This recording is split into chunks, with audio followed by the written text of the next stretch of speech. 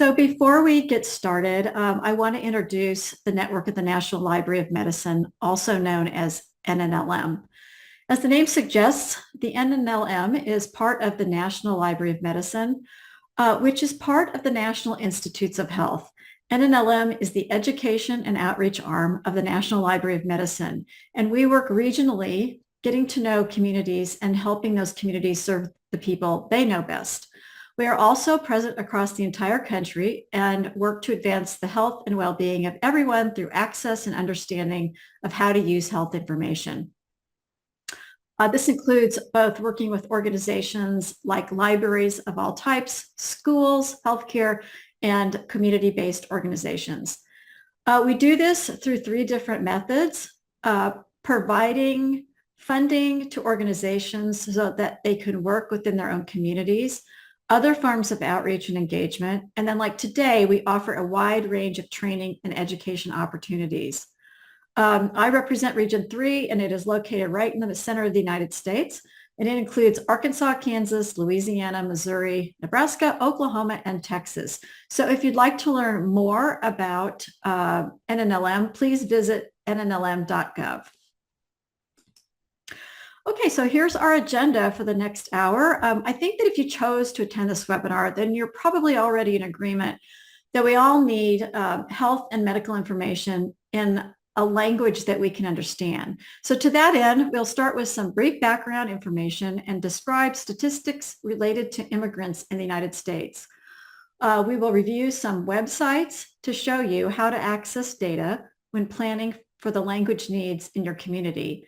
And then I'll give you a tour of a few websites that offer free, reliable health information in multiple languages. So to get started, I have a question for all of you in attendance. What are the most common languages other than English that you run into, whether in your community or at your library, or if you're at a community-based organization?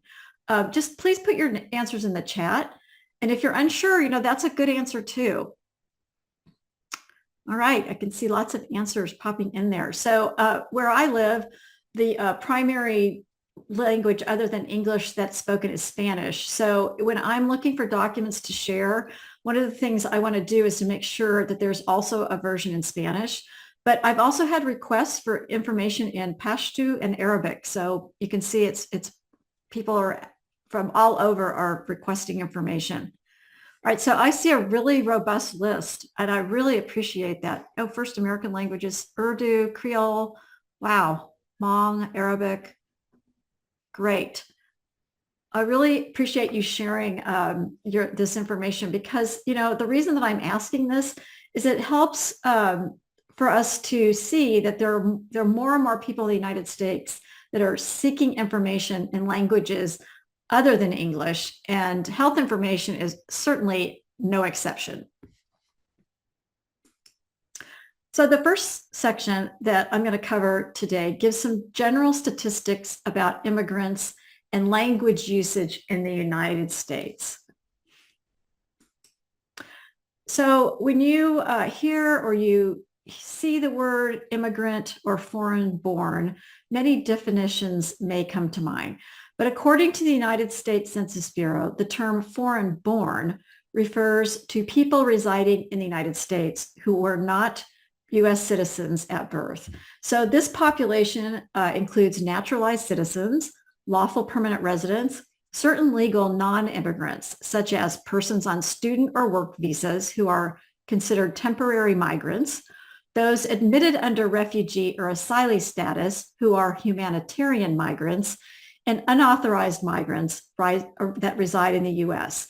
But I do want to point out that this is not new arrival data, but those included as foreign born may have lived in the United States for 75 years and been naturalized citizens for much of their lives. So according to U.S. Census data for 2023, there are about 48 million immigrants in the United States, and that represents about 14.4% of the overall population.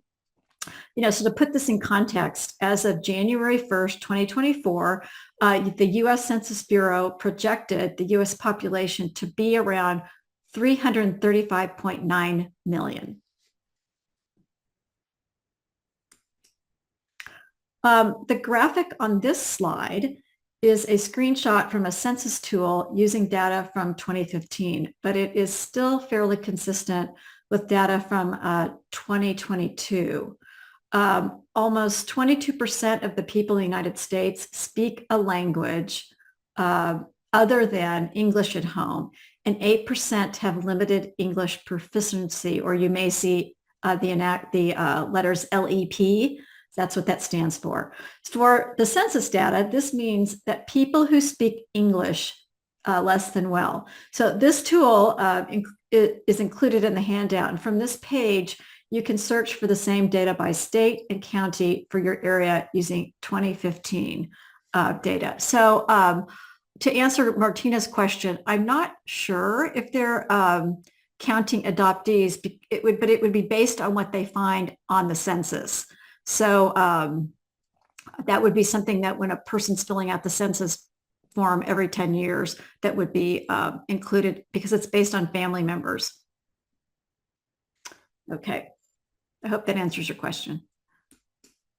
Right, so this is maybe will help a little bit for inform that. So where does the data come from? So here is, you might remember this, but on the census, the following question is asked about if the person speaks a language other than English at home.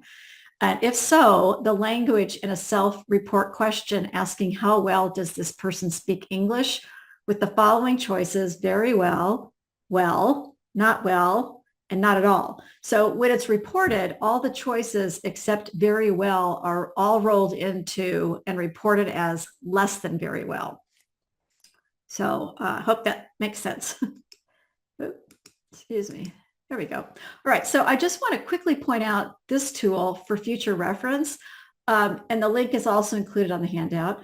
The U.S. Census Bureau has created an interactive map which shows percentages of people who indicated that they speak English less than very well on the U.S. Census.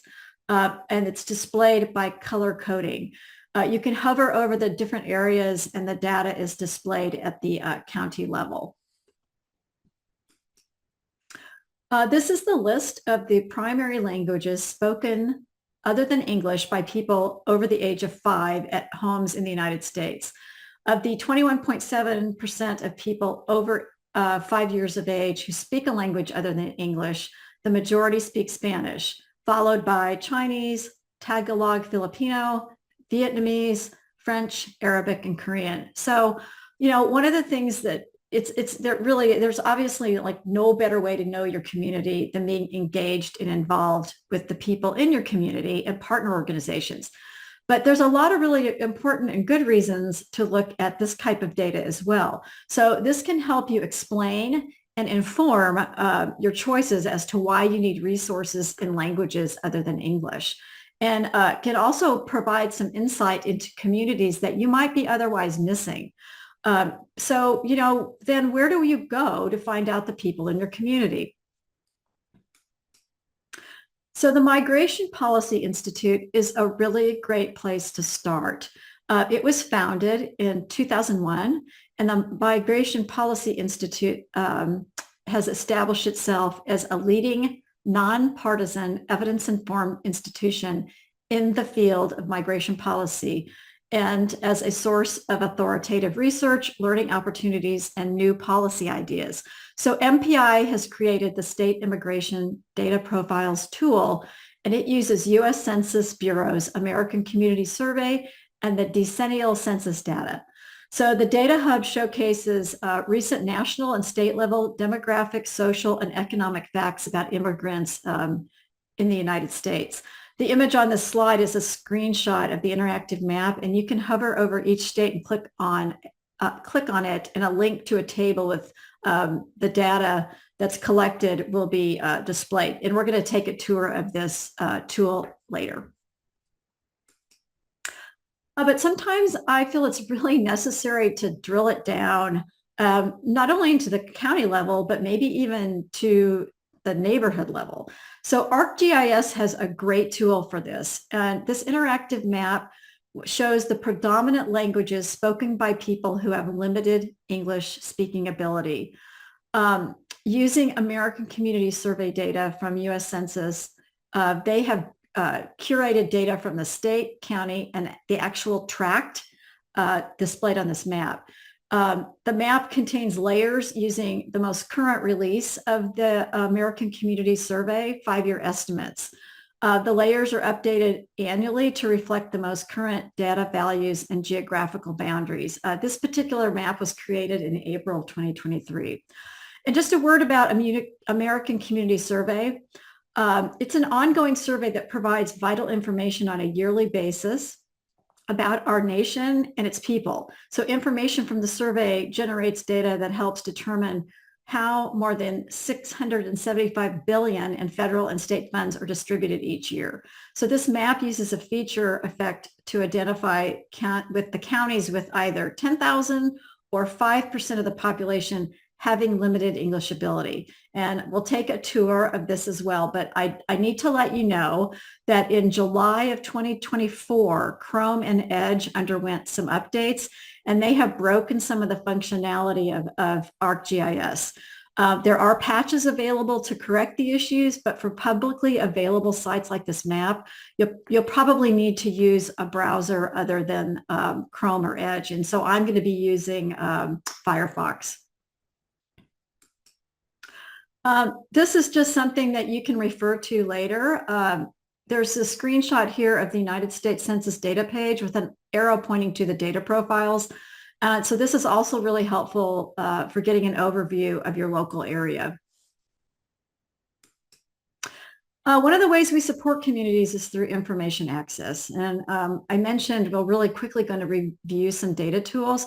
And then I'm going to share some websites with free resources that are really excellent sources of health information in languages other than English, as well as information that can help inform and help us learn about countries' health conditions and experiences of refugees and asylees and other populations that are living in the U.S. So first, we're going to look at the MPI state immigration profiles and the ArcGIS tool. And then we're going to review the 5 resources on this slide. So in addition to these resources, I do want to point out that it is a good idea to explore your own state health departments. They may also have some resources specific to new arrivals, such as refugees and asylees, as well as information in multiple languages. So that's another really great place to start. Okay, so then we're going to switch gears. Don't thank me yet. So let me switch over here.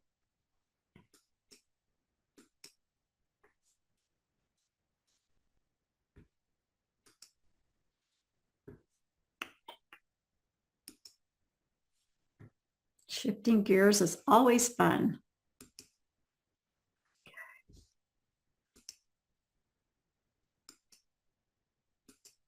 Okay, can you see that? I think so. Yes. All right, good. All right, so if you want to open another browser and explore the websites with me, you can access the links for these sites on the handout. And if not, you can just go ahead and sit back and enjoy the show. And as I mentioned earlier, I will be using Firefox as my browser. So the first site that we're going to tour is this one on the screen from MPI, the Migration Policy Institute State Immigration Data Profiles. As I mentioned earlier, this tool reviews census data on U.S. immigrants and the native born based on demographics, language and education, workforce, and income. So very easy to access information from this. All you need to do is hover over the state that you wish to explore. So for this demonstration today, we're going to go ahead and look at Texas. Click on that. Okay, so once it opens, you will see a table of data.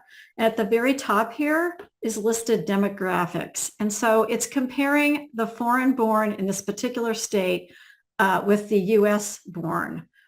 So it also takes the 3 time periods or the years 1990, 2000, and 2022.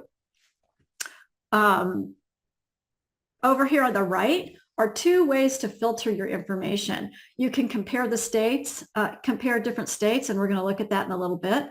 And then the indicators that I mentioned that the data is all about are located right here. So for our purpose, we are interested in language and education. So to access that, all you need to do is click on this little caret, and it will open a drop-down box. You can filter this further. So educational attainment is located all the way at the end of this. I'm not going to scroll all the way down there, but if you were interested in just that, and I'll show you that at the end, that's what you can do, is just click on that to filter it. So as we look at this English proficiency, you can see that it is it's showing you the data for those time periods for the English proficiency of people over the age of 5, as defined by U.S. Census. Then we get over here to the column for the year 2022. And it also it shows you the information about the LEAP populations and the change over time within the state, foreign born compared to U.S. born. The next section is naturalized versus non-citizens English proficiency. And if we scroll a little bit further down, we can see the language spoken at home divided by age. So it's full of information here. And it also includes information for Speak Spanish. At the very bottom of this is all of the languages that are spoken within the state that you're exploring. So you can see Texas has quite a robust list, and I'm not going to go all the way down. But one of the problems that I have with this, and it makes it searching a little bit cumbersome, is you may notice that they're not arranged alphabetically. So that to me is a little bit of a problem, but it's still worth using this if you want to really dig into some of those other languages that are spoken in your state. So again, if I click on educational attainment, it pops up right into the data table, and it's much smaller. You don't have to scroll all the way down. So let's go ahead and look at this compare states. So Texas is one of the states in NNLM Region 3. So I want to go ahead and compare my border states. Louisiana is one of them, and Oklahoma. So if you click on that and click on compare, it's thinking about it. Okay, you'll see that it gives you all of the data for 2022 for the 3 different states that I've chosen. And I think this is a good idea to explore this when you're looking at your region, because there could be just some trends that you need to be aware of. And I really kind of encourage people to often just understand the region that they live in. All right, so I'm going to go ahead and click on this and get it back to the beginning. And the next tool that we're going to look at is the one that I mentioned second, is the ArcGIS map. So when you click on this, it gives you the option to open in Map Viewer. Now, it's going to display it as a Map Viewer Classic, but I always encourage people to go onto the Map Viewer because it's much more robust. So I'm going to go ahead and do that right now. All right, so on the left-hand side, you'll see a legend. And this is all county information. And these are the color-coded languages that are represented on the map. You could spend hours on this map, and I have done that. We're not going to do that today, but I do want to encourage you to please go back and explore this, because it's really fascinating, and it gives you a really good picture of where you live.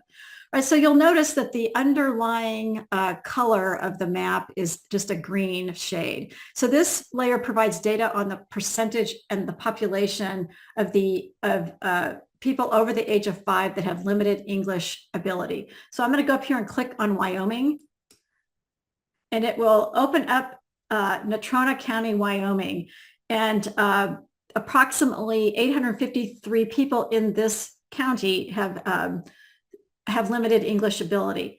It also focuses on, it also tells you the predominant spoken language and the top groups here within this county. So Spanish, German, West Germanic languages, French, Haitian, and Cajun. If you go to the bottom, there's a nice bar chart, and it also includes the other populations with the different languages and speaks English less than very well.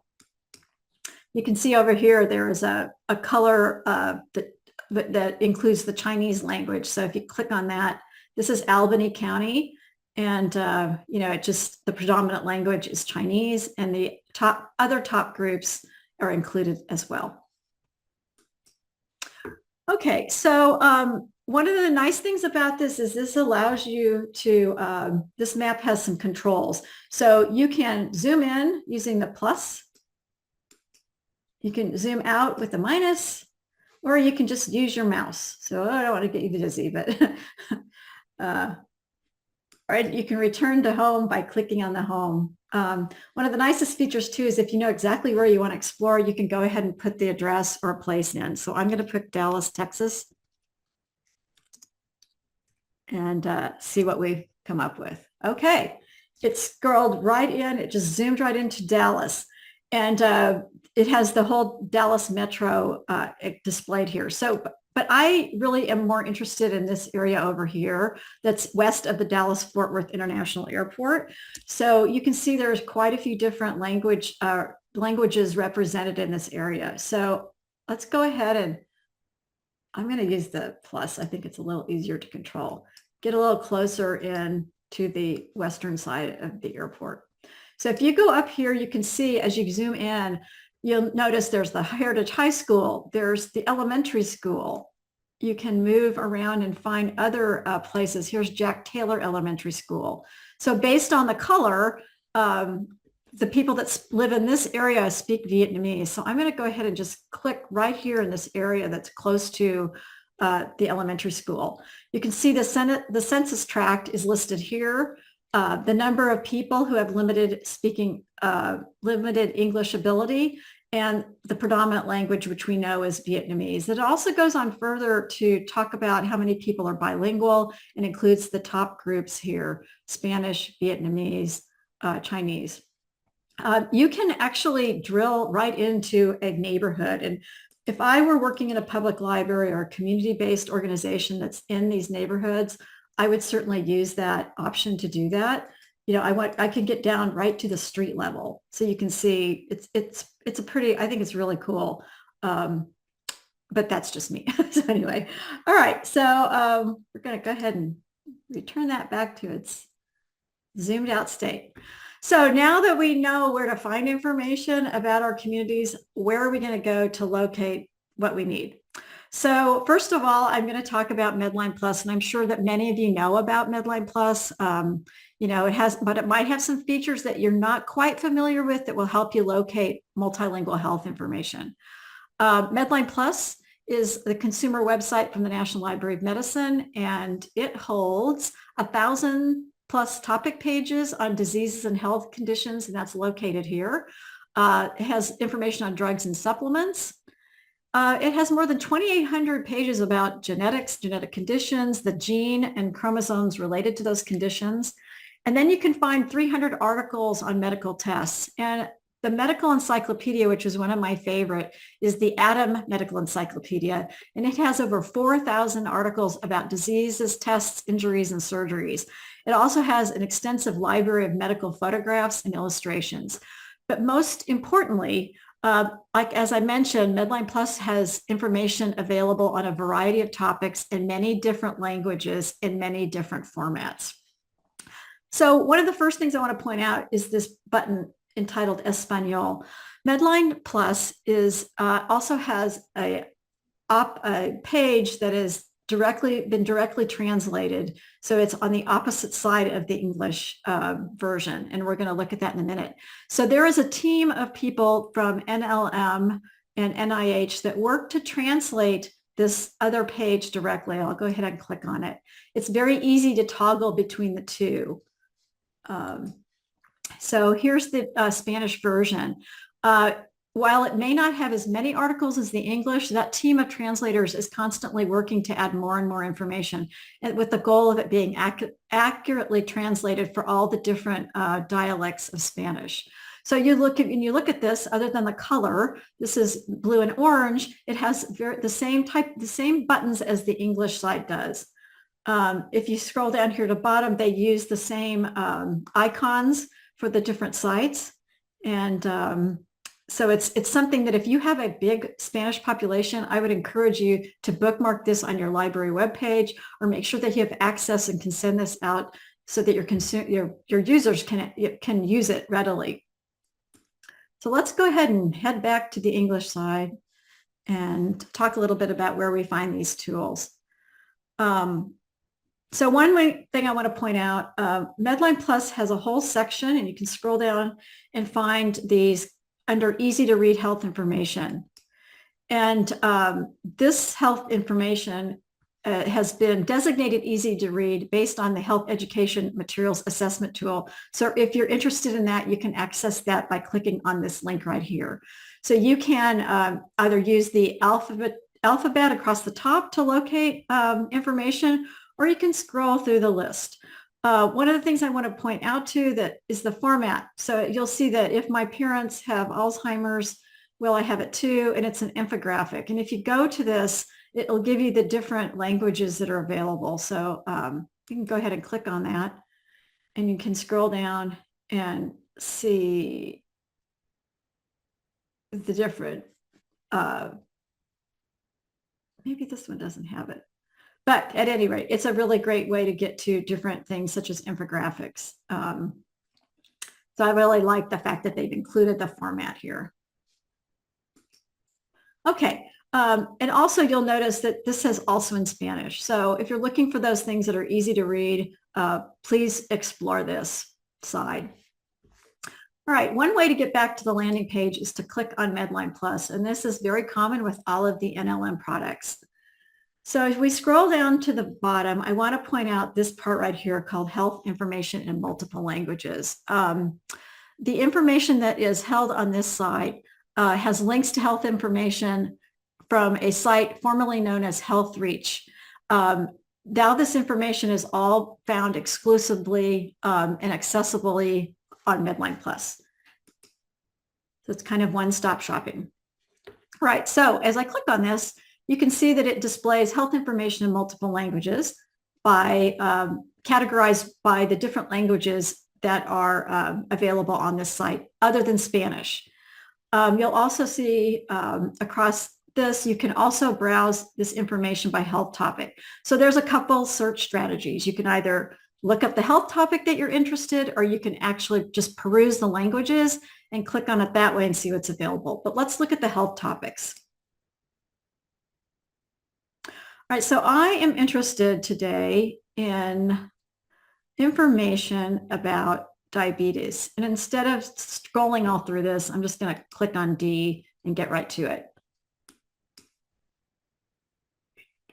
Okay, so first it will display all the languages that there's information about diabetes in. For our purposes today, I want to go ahead and show you something from the Health Information Translations group. So let's pick on this Arabic one. So what I really like about this information that they provide is that on the right-hand side is the directly translated information that you're reading on the left in English. So this is kind of a one-page piece of information that you can provide to anyone that's seeking, information in the variety of languages that are on this site. It's always, you want to make sure that what you're giving a person is accurate information. So I know by reading English, the English version here, on the right-hand side, I'm giving them really good information that's valid and been vetted. So if you scroll down, you'll see who created it, and get at the very bottom here. Don't want to make people dizzy.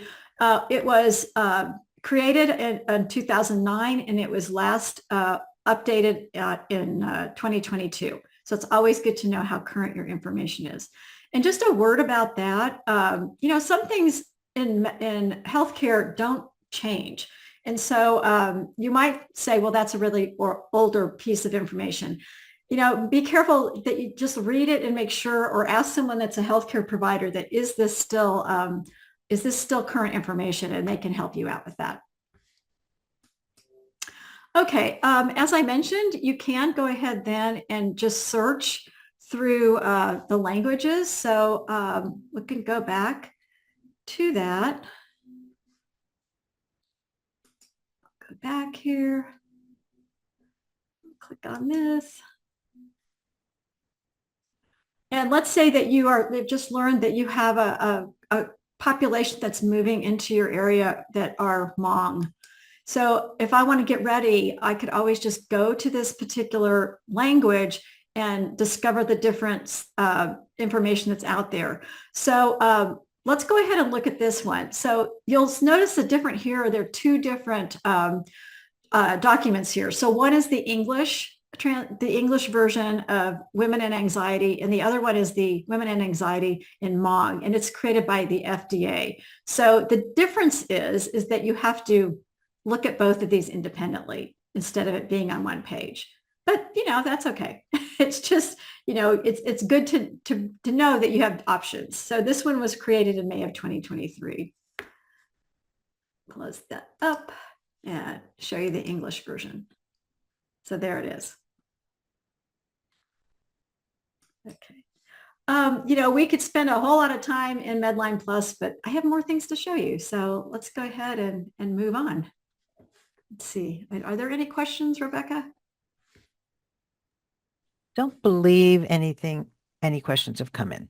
Okay, perfect. All right. So next thing I want to show you is the Office of Minority Health. And this is a service of the Department of Health and Human Services. And it was created to improve the health of racial and ethnic minority populations through the development of health policies and programs with the aim of eliminating health disparity. So there is a whole lot of information packed into this website, and I'm not going to even delve into a fraction of it. But two of the sites that I want to show you are the population profiles and the resource center. Within the United States, we have many different health populations. And so this list represents them. And while, these population profiles may not be as granular as some of the sites out there, it does provide some really great summaries of detailed demographic and health data.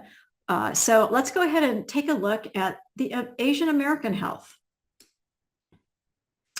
So when you open this up, you'll see right away a really nice map of the United States with 1 through 10. And what this is it shows the top 10 states and territories with the largest percentage of Asian Americans based on US Census data. On the left-hand side, and you can link out to these states if you want to. On the left-hand side, it's called Population Health Data is the name of the column. And these are the different health disparities that face Asian Americans in the United States. Let's go ahead and just click on chronic liver disease, and I'll show you what that has to show you. So it's got quite a bit of data, and it compares the cancer rates of Asian Pacific Islander men, for instance, against non-Hispanic white men, and then the ratio. Has a lot of really good information, the death rates, etc. And maybe this isn't something that you would necessarily need for a patron per se, but you certainly might want it for a researcher. So let's go back here. I'm just going to this up. Okay. If you scroll further down, you can see there are about many drop-down boxes here that provide information about demographics. So you can find out how US Census Bureau defines Asian. There's information about their health insurance, and economics. So I encourage you to explore those if you're trying to find information about some of these populations. So going back to our landing page, we're going to go down here and look at the Resource Center. There's a knowledge center of library acquisitions. So they do a frequent update of their collection of documents and journal articles that are related to minority health.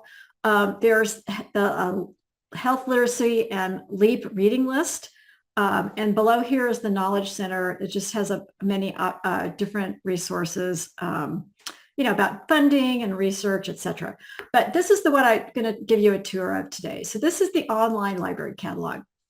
And like any other library catalog, it's really, if you're used to navigating, I think it's pretty simple. So let's check check out the library search. So it looks like a lot of catalogs that I know. It has a basic search window, and you can search all of the resources. This has a repository of information dedicated to minority population health within the U.S., including its territories. So you can read a little bit more about that if you'd like. You can search with keywords. You can do some limiting with apostrophes, etc., for some word truncation. So I'm going to go ahead and search out. We're going to stay with diabetes. You can, oops, I've been in here before, and we're going to click on search. And why it doesn't look like the most modern catalog. It still has a lot of great information.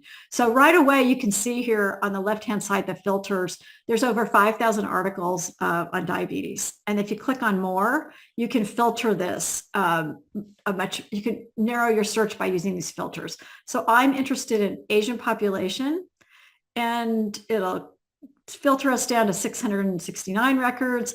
And then I want to find some languages. So I want to show me the different languages that are available. So I want to go ahead and click on Vietnamese and see what it finds for me. All right, so here is the records, and you'll see here it gives you the title, the subtitles. Here's the year, call number, and the format. So right here at the top, 4 steps to control your diabetes for life. It says multiple languages. So I'm really interested in that one. Now it's 2007, but I have a nursing degree, and in my nursing practice, these particular steps haven't changed. So I'm pretty comfortable taking a look at this and seeing if it works for my population. So here it gives us a nice bibliographic record. And if you're a cataloger, you'll really appreciate this. So it has the title. Here's links to full read text online, the publication. Here's a list of all the different languages that it's available in, and an abstract that discusses what this is about. So I'm going to go up here and click on the PDF of the Vietnamese version. And you'll like it. It's in the Wayback Machine, the Internet Archive. So as we look at this, the top is the English title, followed by the Vietnamese title. And it's nice because it's got the it's got the English version and the translation right next to each other. So you can be comfortable knowing that what you're giving to your population is accurate, like you know what it says. So I really like this. Please play around with it and take keep it in your toolbox of where to go for other materials. Okay. All right, so the next one that I want to take a look at is from CDC. And CDC underwent a website update in 2024. So I'm not going to spend a deep dive into this, but we'll talk a little bit about more of what's on this site here, in addition to what I'm going to show you here on the health and education communication tools. So these tools are focused specifically, they're resources for RIM communities, or refugee, immigrant, and migrants. On the right-hand side, you'll notice an alphabetized list of what you can find in this page. And if you're only interested in like chickenpox, you can click on it and it'll drop you right down to that. Notice that these are public health issues. So this is a really good site for those of you that are from our public health partners.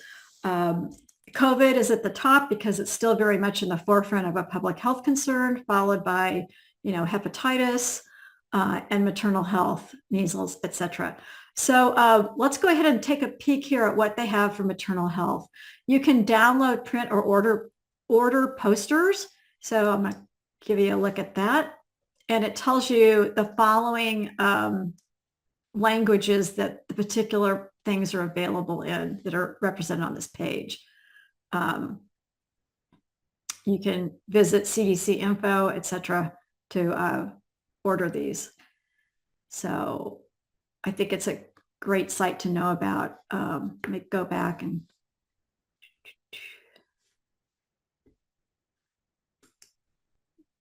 show you, for instance, the measles poster. Here it is, available in Dari. So very colorful. I think they did a really good job with it. At the bottom, you can see when it was created. Just make sure that you check it out, the English version, before you use it or post it. Okay, I mentioned that there are other things available on this page. So you'll notice right here, resources in languages other than English. Just bookmark this and be aware of it. It's one of the sites that since May 2024 is not quite functioning as it should. So I'm not going to take you on a tour of it because it would be a little frustrating. You know, some of the things, it holds about over 1,000 resources in a variety of languages, but a lot of them are not linked yet. So, you know, remember it, go back to it, because, you know, I have hope that it will be someday, you know, updated. CDC YouTube channels, English and Spanish, available for all types of information, probably more of a public health focus. And then it links out to Medline Plus health information in multiple languages and all the health topics. Okay, we just have a few more minutes and I have 2 more to go, and then we'll see if there's any questions.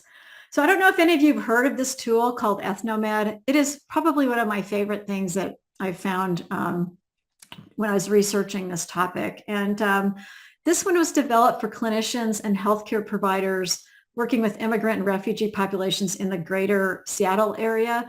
But this website provides so much good information about immigration, you know, cultural norms, values, you know, experiences that people of these different cultures have with Western medicine. There's culture-specific information, you know, and tools that would really help people, clinicians that you might be helping with clinical encounters. And the information has been translated and culturally tailored for for patients. So it could be used, like I mentioned, for anyone working with the cultures that are located in this drop-down menu. I know in Kansas, Vietnamese is one of the top spoken languages. So, you know, this would be really valuable for people in my state. Yeah, I like this site, and they keep it up to date, and they keep things going, and they review their information frequently. So there's a couple ways to search. You can search by language, or over here you can click where you could use the drop-down box for clinical topics. So it's quite a robust list here. But let's go ahead and explore by culture first. And I'm going to go ahead and pick on Vietnamese because, yeah, I just think it'd be a good idea. So you'll see cultural profiles. If you want to learn about the Vietnamese culture and the people in it, great information. On the right-hand side is a table of contents that you can drop down immediately to what you are interested in. It was authored in 1996 and it was updated in December of 2010. And I don't think that this information has probably changed much. So I would be really comfortable using it. If you are looking for providers, you can click over here and you can see the results located there. You can filter it by subtopic, clinical topic, and you can filter it by the type. But for patients, it's a little bit different. There's quite a few more things. So you can look at the topic, notice when it was created, and here below is the format that it's available in. Let's go down here and look at what is diabetes. So this was created by Harbor Medical Center and in 2020, and it tells you here on the right, PDFs and audio files are available. So if you have a particular person that you're helping, you can access these audio files, which I think is great because a lot of people are they are listening learners versus reading about it. So here's the Vietnamese English. So the Vietnamese translation is on the top, tells you the translation date, and below is the English version. So I really like it. Again, it's a one-stop shopping kind of thing for the information that you're looking for. Okay. All right. So also I mentioned the clinical topics. So under endocrine and diabetes, You can see what's available there. So providers, it's a little narrower. And for patients, again, it's a fewer, but it's certainly worth checking this out. And some of them are on both sides. It also has lists. It also has links to external resources as well. So, and you can find that below here. And while a lot of it is for the Washington state area, the Pacific Northwest, it still has things like On the Move for Health, and that was a Heartland Alliance refugee program, Pacific Diabetes education programs, etc. Okay, and finally, go back to Ethnomed here. I'm going to wrap this up by showing you another one that's not an NLM product, but I think it's really wonderful. And this is called Health Translations Online Dictionary. And what this is a free online library of high quality translated Australian health and well-being information. It was funded by the Victorian government.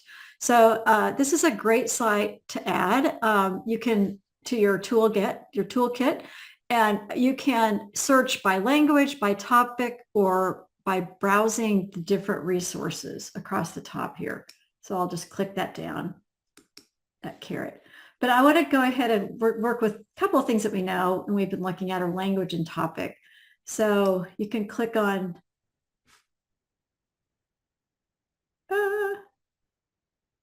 anyway. Okay, there we go. So you can go ahead and use some advanced search techniques if you want. You can browse by letter. So here are all the different languages that are available here on this site. But I want to just go right to the search box because I don't really want to look. I want to see what they have in Vietnamese.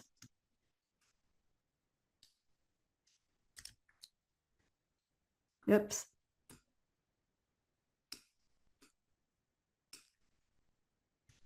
Okay, and search the resources. Okay, so looking down here, you can get disability and discrimination, a Vietnamese mom, etc. Here's gambling harm, breast cancer, etc. So it's got a really good list of different things that you can find that are in Vietnamese. You can also do some advanced searching if you wanted filter options within this information.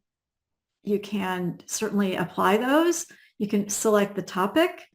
A lot of different ways to filter some of this type of thing.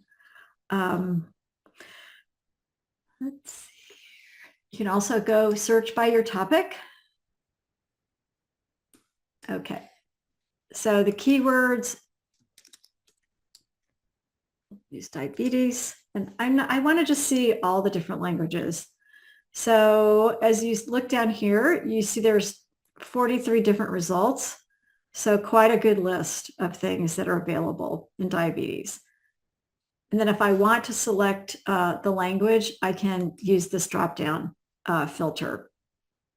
So a lot of different ways to search it. Okay.